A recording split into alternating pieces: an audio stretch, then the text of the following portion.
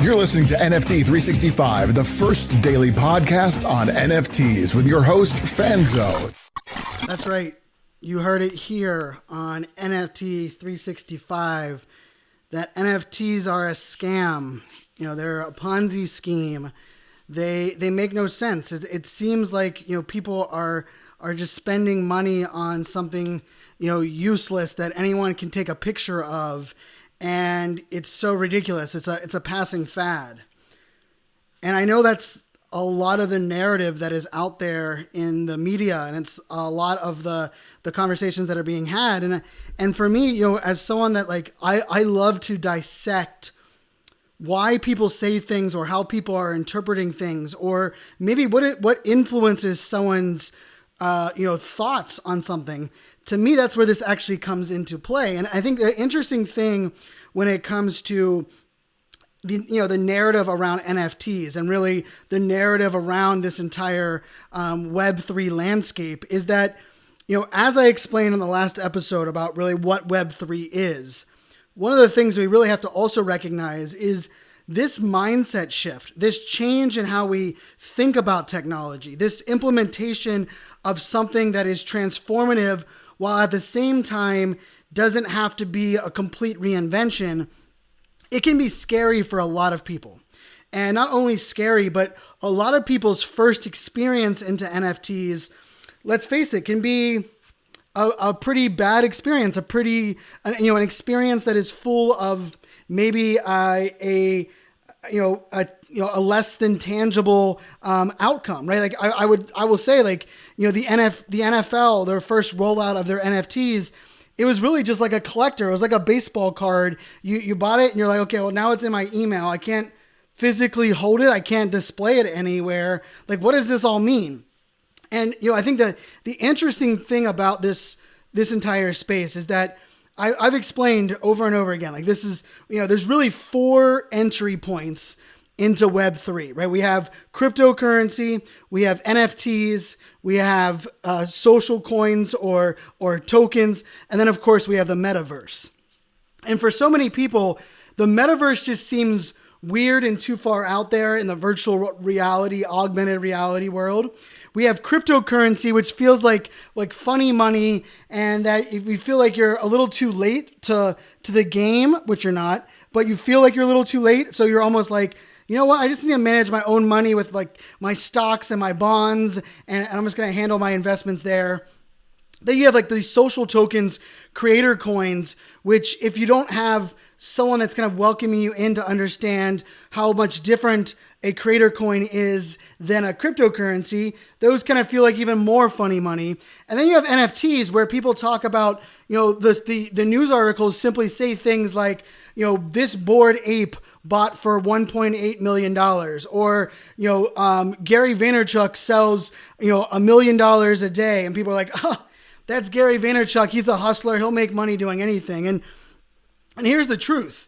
And Gary V is like the greatest example I can give, is that if people are only willing to do enough research to validate what they're hoping, which means don't give me something new to learn, don't force me to experiment more, then they're going to find that, right? And it's like I've always said, like, when people only listen to what Gary V actually says, not the bulk of his work or the way that he kind of sets people up, it can feel like, oh, he just promotes hustle culture, and Gary V is just on to the next big thing, and he just wants to sell more books and become the owner of the Jets. But if you understand what really he's talking about, right? He's talking about how do you leverage the opportunities you have in front of you, right? People are like, oh, Gary V's telling kids to skip college and sleep on their parents' couch. No, that's not really what he's saying. Like, if you're listening to just the words, maybe that is what he's saying. But if you're understanding the entire context, you're realizing what he's saying is that the opportunity for us to grow, to learn, to adapt is in front of us.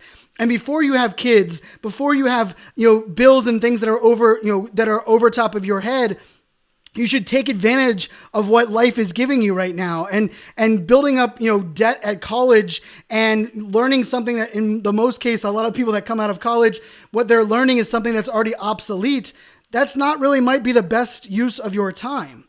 And the reason I think this is such an important conversation is that when I'm talking about NFTs to like the greater, arena, and I'll give a shout out. I have some friends that I've been having this conversation with recently, and I told them that I was going to do this podcast episode just for them. I said, they were like, Brian, we were really confused why a tech heavy community person that is really focused on giving back and social good and mental health, like, why the hell did you get into NFTs? Like, it just doesn't make sense to them, right? And if you think about it just from like buying a collectible and selling the collectible, it doesn't make sense for me. That's not like my background, my specialty. That's not really the things that I am, amazing at, or where my background comes together. But what I like to say is that, like, for me, NFTs are the intersection of my experience that I didn't know was coming, but it brings everything that I care about, everything that I believe in, into the opportunity to actually execute on it, right? And, for me, I'm consulting, I'm advising not only NFT projects, I'm advising brands and agencies on how they can talk about NFTs or how we can rethink creator coins. And a lot of what I'm focused on is actually things like, hey, how do we build true fandom, right? How do we not only build fans of our brand or of our product or of our company, but how do we extend that fandom to where it's more than just a one-way, experience, right? And most people, when they think of NFTs beyond the, just the individual art, the thing they hear is like, well, Brian, community, we can do that anywhere. Or Brian, like, what's the difference between doing that and having a fan club? And that's actually a great one, right? Because people are like, Brian, like, NFTs are no different than just someone having a fan club, right? You sell, a year pass to your fan club. The fans get discounts on concert tickets, and you get access to maybe a behind the scenes audio download, and you get a discount on the website for merchandise. Well, how is this different? Well, I'm going to explain to you right now, right? Okay. How is this different? Well, with an NFT, the shift of value actually, rather than me signing up for something and it's a transactional only relationship, we're actually, if I'm buying an NFT that is for a band, I am now part owner of that band's success, right? And here's the greatest example. If the band that I'm a part, I'm supporting a band, a musical band, and that band thought they were going to sell 1,000 memberships, and yet they ended up selling 3,000 memberships. Do the people that bought those first 1,000 memberships get anything different? The answer is no. If people if we know that the power of word of mouth is so vital right now, where people buy from people they like, right? Like the whole adage of, people buy from those that they like. The weird part of that adage is like, we usually just don't buy from people we don't like. There's a lot of times where we make a decision just basically simply on convenience, right? Like, am I going to go to the website and buy this new piece of equipment, or I'm just going to buy it on Amazon because it can get here overnight, right? I'm not actually buying it because I like one of those experiences that much more, or one of those brands that much more. But what I believe is, in today's day and age, 2020 and beyond, people also buy from those that they can relate to or believe can relate to them. So in this example of the band, if you are selling a membership, who's responsible for marketing and for selling that membership, that fan club membership? Well, it's the band. It's probably their marketing team, their sales team, their agents, right?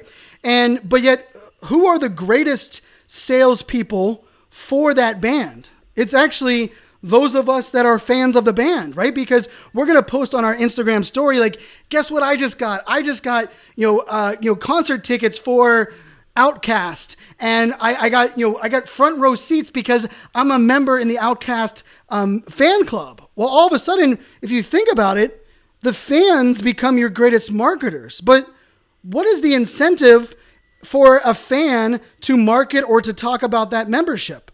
And, don't give me like affiliate links, right? Like give me like 10 cents on every purchase. Well, what if the fact that in this Web3 world, we don't have to change the experience much, but we're just empowering our fans that actually can now market and sell? Because guess what? The more people that sign up, right? Like, let's say there's 3,000 membership passes. If each one of those 3,000 people try to get more of their friends in, well, guess what? Now they have to buy them on the secondary market. Right now, the value of it, it goes up. Well, also, let's take it back like a step. I've shared this example before, and I think it's a really important one. Like, I joined the Warehouse Club, which is the Dave Matthews Band fan club. I joined that originally, I believe, in 2005. Now, as the band came up in fame, the only thing that really happened for me was that every year I renewed my membership, and the forum and the back chat just got more noisy and more disconnected. And I felt like it was really, providing me less value overall other than early access to tickets.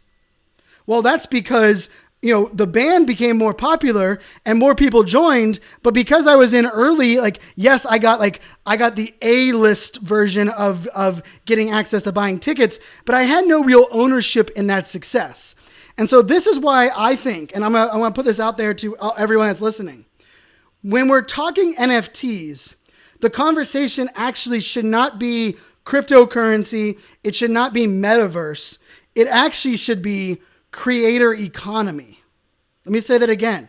When we're discussing NFTs, the idea that we can create an economy around an individual creator, and that creator can be a musician. It can be an athlete. I just got off of a Twitter space where I was on a Twitter space with Meta World Peace, who's better known as Ron Artest, who played in the NBA for 18 years. And the idea that, like, hey, we can have a musician, we can have artist, we can have an everyday person, we can have a dad, we can have a mom, we can have two friends that come together that building a community. What we're doing with NFTs is we're providing people a tangible and a ownership, a piece of value that not only gives them a say and a reason to be a part of it, but it also allows them to build with us, right? And like, here's the truth. Where in the digital world, I want you to think about this. Where in the digital world does the rising tide lift all boats? If we all of a sudden are following, like, I remember, I'm trying to think, who was it? It was it DJ Nice? No, it was, I'm trying to think who was DJing for during COVID. Yeah, it was DJ Nice. So, DJ D Nice. All of a sudden, I don't know if everyone else was doing this, but for me, it was pretty amazing. I was blown away by what was going on. In that March timeframe of COVID, I mean, I will say D-Nice, if it wasn't for D-Nice, I would have had a lot of lonely nights. What I did was I just opened my Instagram app and I listened to him DJ from his house. And he would play all these old beats and he's a world-renowned DJ. And for me, what's interesting about that is I started sharing it in my IG stories, telling all of my friends, like, oh, you're feeling lonely, you're feeling not connected, you miss like live music, you miss like people. And I will tell you, like, the celebrities that were in there watching were like Ellen DeGeneres and basketball players. I remember like Justin Timberlake was in there, Pharrell, Missy Elliott, all these amazing artists are in there. And what's interesting about that is, D-Nice was just doing that because it was something to get him through those early days. And his following, he kept, like, I remember he kept, tweeting, or he kept posting on IG, like, oh my gosh, I got 200,000 new followers. I got 400,000 new followers. But what's funny about that is all of us that were there with him, cheering him on, thankful for his growth, we didn't benefit at all from that. And rightfully, maybe we shouldn't have, right? He was the talent. But if you think about it, social media was not built for the rising tide that lifts all ships. And for those that haven't heard that narrative, the idea is that if we all come together, then we all grow together, right? Now, that doesn't mean that we're on a higher wave than everyone. It doesn't mean that we have like this like shared wealth world where everybody gets paid the same. But what it means is if you come and you join part of a community and that community starts to increase in value, then your value within that community also increases. Well, in the digital world, I'm just going to put it out there, that doesn't really exist. It hasn't really existed.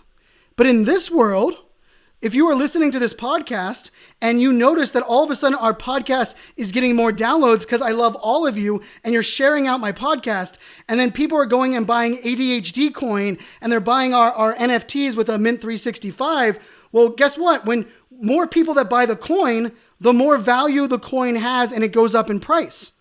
So therefore, all of you that bought in early at a lower price, now as the price increases and more people are buying, your value in the token, because you jumped in on this early, and right now is early too, by the way. Our coin price is at pretty much the lowest it's been since early December. So right now is a great time to jump in on that. But my point of that is, the more successful the podcast becomes, the more valuable those coins are, the more valuable the NFTs are that I give that people have bought. But I've also given NFTs away, right? I give, the first 1,093 coin holders of our ADHD coin, I gave them an NFT. And why did I give them that? Well, because when I'm going to do giveaways and I'm going to celebrate my fans, I'm going to reward those that were the earliest in the game. Well, now we're also doing this proof of podcast concept, right? Why am I doing a proof of podcast? Well, first of all, a lot of people said, Brian, I want to celebrate with, people on Twitter or on social media. I want to share your, podcast, like my profile photo, but you don't have a profile photo NFT. And I thought about it. And I was like, well, I want people to still be able to celebrate their favorite NFT project. But I also love the idea that when I'm on a Twitter space, or I look at my replies on Discord or on Facebook, or I got a message today on LinkedIn, and the person that messaged me on LinkedIn actually had our overlay over their LinkedIn profile photo. And so now it kind of creates that, connection and that bond. But for me, all of this it comes down to this idea of, because we are creating a creator economy, and I might be the creator at the center of this creator economy, but here's the truth. The most value is actually determined by whoever has the most, the highest amount of coins or the highest amount of NFTs, right? So like for my NFT collection, you might say, like, Brian, you're getting 52%, or you're getting 48% of the total value at the end of the year in November. Brian, you're going to benefit the most. Well, here's the thing. If someone came in and bought up all 22 founders NFTs and all 365 superfans NFTs, they would actually be benefiting at 52% of the revenue is going to go to those that hold the NFTs. Guess what? They would actually have more of a ventured interest in this podcast and in this project being successful, because they would actually hold a higher percentage than me. Same goes for my ADHD coin. If you are listening to this right now and you're like, you know what? I believe in Brian. I believe what he's creating. I believe what Drew and Kevin and Ryan and our entire team and other Kevin and what everyone is putting into this. I believe that not only is this podcast going to continue to grow, but I believe everything that, every project that Brian's launching, I believe if you're betting on me right now, the more coins that you buy now, the more that as we grow, the more we all kind of come in value. And you could actually jump into ADHD Coin right now and buy yourself more. We have 140,000 coins in circulation, right? 140,000 coins in circulation. If you went in there and said, you know what, I'm going to buy 72,000 coins of ADHD Coin, which it'd be some serious money, but you could do that. And guess what? You actually now hold more percentage of the coins than I do. And therefore, the more people that talk about the podcast, the more people that join and get an ADHD coin, the more the value goes up, right? Because we have more coins in circulation. And all of a sudden, that person would actually be benefiting more than I was as the coin creator. And know what's beautiful about that? I think that's amazing. Like, why did I give up 52% of the revenue of our project to the community? Well, first of all, I wanted to back up what I believe, right? I believe the future of business is community. I believe that we are greater than me. I believe that I want you to have a reason to come along on this journey with me. And I want the rising tide to lift all ships, right? Like my goal, I've put it out there, is I want to sell this Mint 365 collection, 365 NFTs. I want to sell it for $11.11 million on November 11th of 2022. Yep, I put it out there, right? How cool would that be that it sells for $11.11 million on 11/11/22? Well, guess what? If you hold one of our super fans NFTs, or maybe you hold one of our founders NFTs, you're going to get a percentage of that when that comes around. So what would benefit you as a holder, right? Like, let's say you have one of our super fans NFTs, and we still have some available. I think a little bit less than 100 of those available for those that are interested. And you can have as many as you want. We have a couple people that are holding as many as 10 of those NFTs. Because, of course, each one that you hold increases the percentage that you're getting at the end. But guess what? Like, everyone that's listening to this, and if you're holding ADHD Coin, if you have one of our NFTs, it could be the super fans, the founders, the 1093s. If you're holding any of them, the more people that you bring into the podcast, the more times you talk about the podcast, you share it out with your community, not just because you think it's amazing content, which if you do, I'm really thankful for you doing that. But because guess what? The more people you bring in, the more your initial value goes up. You see what we're doing here? Like, I've been a part of, like, Armchair Expert is my favorite podcast. It's hosted by Dax Shepard. And I will say, I was in the Twitter feed when we were having this massive discussion on what the Armchair Expert community should be called. And I ended up naming them the Armchairs, or the Armchairies. And what's so cool about that is I remember that feeling.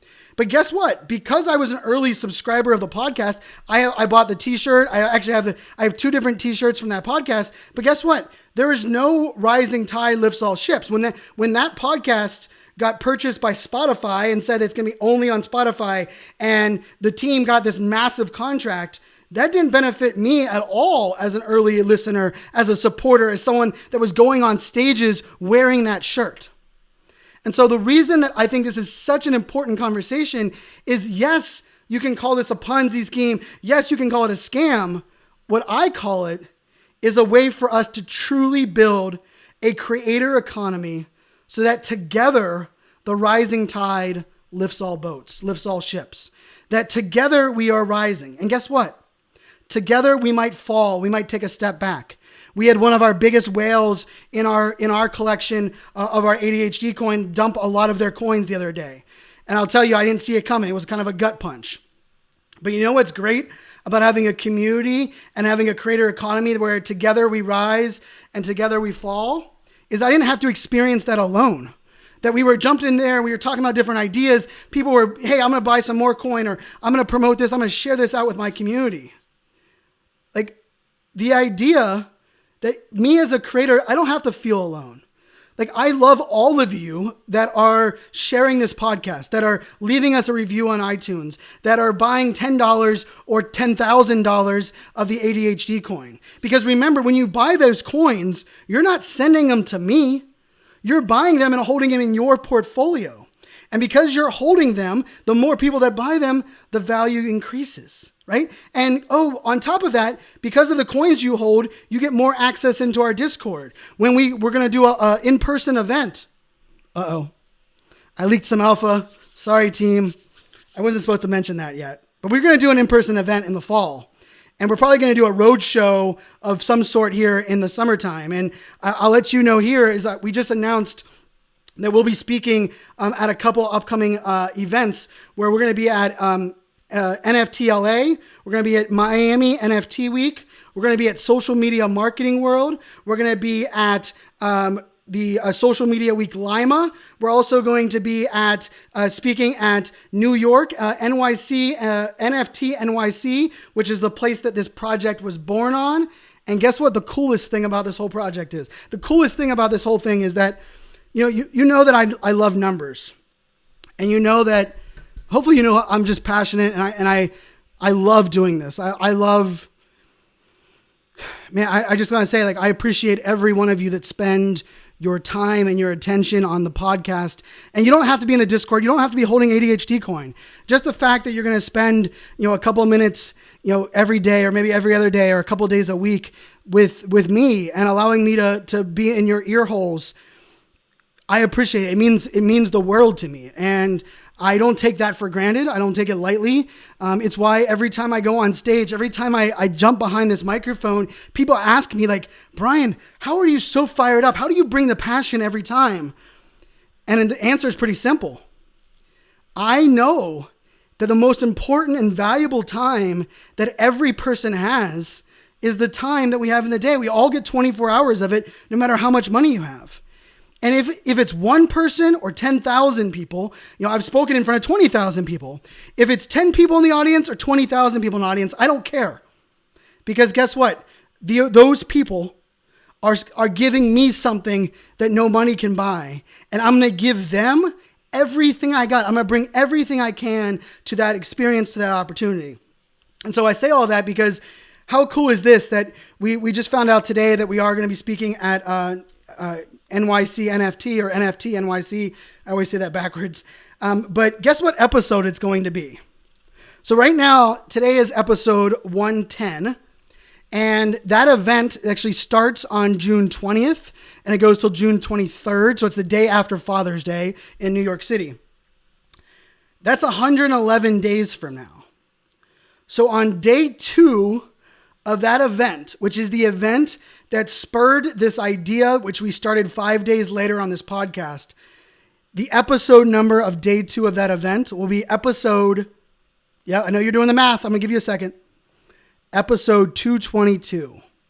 Episode 222, a project that we started on 11/11/21, and we're going to finish on 11/11/22. And the project that we rolled out our proof of podcast on February 22nd, 2022, 222222. Episode 222 will be live there in New York City. We're going to do something for it. We're going to get ourselves a location. We're going to have some fun with it. If you can come out, if you live in the New York area or you're attending that event, we'll have some more details out on that very soon. But like for me, that's the magic. And I would say, I'm going to leave you with this. Like, it's not our job to convince people or pull people into the NFT space. The only thing that we can take in or we can take on our shoulders is to explain the value that we find. We can be good stewards of this community and stewards of the NFT industry as a whole. We can share what we love about it. And hopefully all we can do is help people shift their perspective, open their mindset to what's possible. Maybe the people that have been telling them that it's a scam are those that don't want you to be there. Maybe the people, the media that are talking about it, guess what? They don't know shit. They don't know what they're talking about either, right? And so it's easier for it to be a scam for them than for them to spend the time to go research and figure it out. And so it's not on us to make mass adoption of NFTs by dragging people into this space. It is up to us, just like we said about the rising tide lifts all ships, to be the ones that talk about the great stories, like the relief project that raised over $1 million for Ukraine in 30 seconds. But here's the real magic. Because it was done in crypto and on the blockchain, that money was actually being able to be transferred to an organization in Ukraine the same day so that it could actually be leveraged. That didn't exist before. But, NFTs and crypto, we're all scams, Ponzi schemes, funny money, and BS. The haters are going to hate, as Taylor Swift says. And yes, I'm a big Swiftie, diehard Taylor Swift fan. But more so than anything else, I really believe that if you're willing to invest in the people, the community, and the experiences, spend your time, in some cases spend your money, in other cases just spend your attention, we can grow together. When this podcast hit the top 25 on Spotify and Apple, I was celebrating not because I felt great for me, but because it validated all of those that have been supporting since the very first episode. When we go and we sell this entire collection on November 11th, 2022, to me, the price, yes, I want it to be sold for $11.11 million. I think that would be amazing. But really what is cooler is that we're going to have a time capsule. We're going to have an experience together that for 365 days, we did a podcast episode. We bought an NFT. We navigated the ups, the downs, the good, the bad, the ugly, the rug pulls, the flips, the great interviews versus the non-great interviews. We're doing all of that together. And I'll just say, like, when people ask me, what is my North Star? Like, what is the thing that excites me, that probably drives me to do everything that I'm doing, is that I truly do believe that if we find the harmony between technology and humanity, that we can make the world a better place by allowing people to recognize that they are not alone. And I usually get a little bit emotional on that, but for me, we live in the most connected world possible, right? Our devices. Yet because of the way that we've used technology and social media and the way that it's been stereotyped and stigmatized, we've never felt more alone in our lives, right? We're connected to all devices, yet the suicide rate has gone up. The lack of attention on mental health and on equality and a lot of these topics still have a long way to go. But I believe by finding that harmony between technology and humanity, we're going to be able to help mitigate and remove that feeling of alone. And we're going to help people find their people, to find their tribe, to bring their people together, to ultimately, break down these barriers to make, the world a better place. And so with that, my name is Brian Fanzo. Until tomorrow, make it a great day, my friends. Cheers.